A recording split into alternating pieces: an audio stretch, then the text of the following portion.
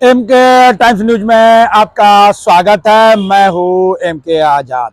आज हम बात करेंगे कि जिस तरह से भारतीय राजनीति में नए नए ट्विस्ट आते चले जा रहे हैं और राजनीति स्तर इस कदर गिरता चला जा रहा है।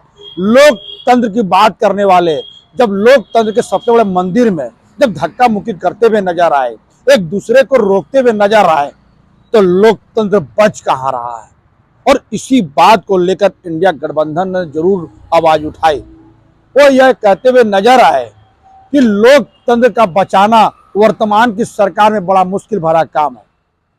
तो आज टटोल लीजिए तमाम मुद्दों को कि राजनीति के स्तर किस कदर और किस नीचे स्तर पर चला गया है, तो समझते चले जाइए। और जो कुछ होता हुआ दिखता है उसकी परिकल्पना तो कोई शायद ही कोई कर पाया होगा, लेकिन सब कुछ होता हुआ दिखता है। क्या संसद परिसर में सीसीटीवी नहीं लगा था? गांधी यही तो कह रहे हैं दोस्तों। क्या कह रहे हैं राहुल गांधी, आप सुनिए। सीसीटीवी आप लोग देख लो, मांग लो। सर वो कैसे देंगे सर, उसके अंदर रियलिटी है। सीसीटीवी को धक्का दिया है, किसका धक्का किसको लगा है, कौन हंगामा कर रहा था, कौन मारपीट करने की कोशिश कर रहा था, कौन खड़गे जी के साथ बदसलूकी कर रहा था, किसके हाथों में डंडे थे, ये सब सीसीटीवी में सामने आ जाएगा। सवाल यह है कि आखिर सीसीटीवी को छिपाने की कोशिश क्यों हो रही है। कांग्रेस के लोग और इंडिया गठबंधन के लोग लगातार प्रदर्शन कर रहे थे, लगातार वो बाबा साहब के अपमान का मुद्दा उठा रहे थे। किसी दिन ऐसा नहीं हुआ, लेकिन एक दिन भारतीय जनता पार्टी आती है, विपक्ष के सांसदों को अंदर जाने से रोकती है, प्रदर्शन होता है, हंगामा होता है, और फिर यह खबरें आती है कि धक्का मुक्की हो गई, मारपीट हो गई। पूरे संसद में सीसीटीवी कैमरे का जाल बिछा हुआ है। चप्पे चप्पे पर सीसीटीवी कैमरा है। एक परिंदा नहीं फड़क सकता, पंख नहीं मार सकता सीसीटीवी कैमरा में कैप्चर हुए बगैर। और उसके बावजूद बीजेपी झूठ का किला गढ़ रही है। चलो खुली चुनौती है, राहुल गांधी जी का धक्का देते हुए वीडियो सीसीटीवी कैमरा में जो कैप्चर हुआ उसको रिलीज कर दो। दूध का दूध और पानी का पानी हो जाएगा। लेकिन ऐसा बीजेपी नहीं कर सकती है। इसलिए नहीं कर सकती है क्योंकि बीजेपी ना यहाँ पर सीसीटीवी कैमरा फुटेज दिखाएगी और ना राज्यसभा में सीसीटीवी कैमरा फुटेज दिखाएगी। इनको सिर्फ मनगढ़ंत मनोहर कहानियां रचनी है। लेकिन एक बात याद रखना, कितना भी झूठ बोल लो, साच को आंच नहीं। से नारे लगाए, कौन कब आता है, कौन कब निकलता है, उस दरमियान वहां क्या क्या हो रहा है, ये सब देश के सामने आना चाहिए। देश देखना चाहता है, जानना चाहता है कि आखिर संसद के परिसर में हंगामा किसने किया, मारपीट किसने की, यह विवाद किसने खड़ा किया। पहली बार लोकतंत्र की आवाज उठाने वाले पर जिस तरह से केस मुकदमे लगातार होते चले जाए, चाहे सामाजिक कार्यकर्ता हो या तमाम तरह के लोग हैं, कई लोगों पर सिर्फ इसलिए आरोप लगा दिया गया कि वो सिर्फ सरकार के खिलाफ आवाज उठाते हैं। और मुकदमे तो जरूर होते हुए दिखा, तो समझते चले जाइए। लेकिन पहली बार जो नजारे पेश हो रहे हैं उसको भी आज टटोल लीजिए, क्योंकि पहली बार सत्ता पक्ष वाले लोग भी विरोध करते हुए नजर आ रहे हैं। पहले तो सत्ता पक्ष के लोग शांत हुआ करते थे, सत्ता की जवाबदेही समझते थे और अपने आचरण के मुताबिक काम करते हुए नजर आते थे। लेकिन पहली बार विपक्ष के साथ सत्ता पक्ष भी सामने आते हुए नजर आए, यानी हर आंदोलन के साथ आंदोलन करते हुए नजर आए, तो विधि व्यवस्था संभालेगा कौन और उसकी जिम्मेदारी लेगा कौन। तो कह सकते हैं कि कातिल भी आप और मुंसिफ भी आप। तो फैसला किस कदर होगा और कैसे होगा, अंदाजा लगाते चले जाइए। जी हाँ, और दिल्ली पुलिस ने राहुल गांधी पर जिस तरह से एफआईआर को लॉन्च कर लिया, यानी आवेदन आने के बाद बिना जांच पड़ताल पूरी किए हुए जब दिल्ली पुलिस ने बड़ी मुस्तैदी के साथ राहुल गांधी पे एफआईआर करने में गुरेज नहीं किया, तो समझा जा सकता है दिल्ली पुलिस किसकी है, ये सबको जानता है। गृह मंत्रालय के अंतर्गत आने वाली दिल्ली पुलिस को दिशा निर्देश कौन दे रहा था, आसानी से समझा जा सकता है। लेकिन जब कांग्रेस पार्टी के तरफ से जब आवेदन दिए गए तो वो अभी तक जांच का विषय बना हुआ है, तो समझते चले जाइए। और जिस तरह से विरोध प्रदर्शन होता हुआ नजर आ रहा है, तो कहा क्या जाए। विरोध करने का अधिकार तो विपक्षियों को जरूर होता है। तमाम तरह के सवाल जो सत्ता दल में बैठे हुए हैं उसको उठाने की इजाजत तो उसको जनता ने दे रखी है, क्योंकि जनता ने उनको विपक्ष में बैठाया है। तो आवाज उठाने का जो जुड़ा भी है वो विपक्ष उठाएगा ही। लेकिन सत्ता पक्ष भी विरोध करते हुए नजर आए, और जिस तरह से सांसद के गलियारों में घुसने का दरवाजा से पहले लोग झंडे के नाम पर डंडा लेके पहुंच जाए तो कहा क्या जाए। तो सब कुछ होता हुआ तो लोकतंत्र जरूर देख रहा है और राजनीति पर नजर रखने वाले आसानी से देखते हैं कि 2014 से लेकर 2024 की राजनीति में सब कुछ बदलता हुआ नजर आया।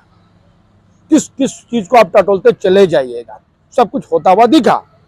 80 करोड़ लोग जब 5 किलो अनाज में आश्रित हो और बात किया जा रहा अमृतकाल को, तो समझते चले जाइए।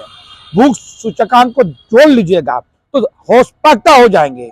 खुशहाल देशों का लिस्ट देख लीजिए, होश पागता हो जाएंगे। लेकिन कहा जा रहा है कि अमृतकाल हो रहा है और इस वक्त में भारत में तो भारत खोदो आंदोलन चल रहा है, जमीन खोदो आंदोलन चल रहा है। उसको रोकेगा कौन? तो सामने कौन आया? तो चड्डी गैंग के प्रमुख आए और वो कहते हुए चले गए।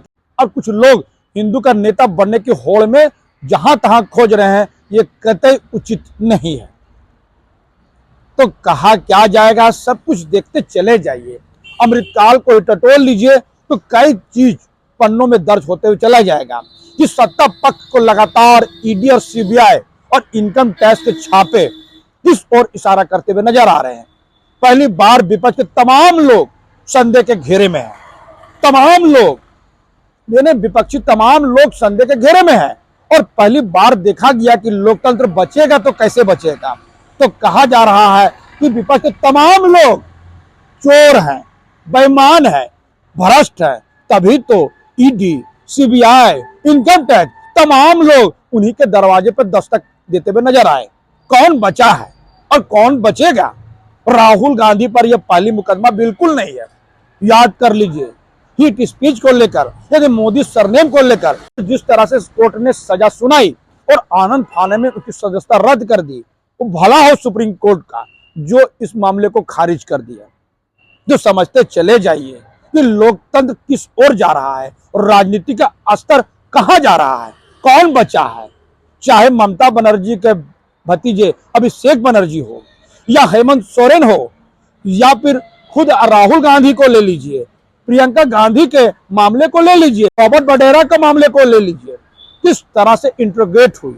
सोनिया गांधी को 5-5 घंटे जो ईडी और सीबीआई का सामना करना पड़ जाए तो कौन बच रहा है। और लालू प्रसाद यादव तो पहले से बदनाम रहे हैं। तो समझते चले जाइए, अरविंद केजरीवाल जो नई नवेली पार्टी है उसके भी कई लोग जेल जाते हुए नजर आए।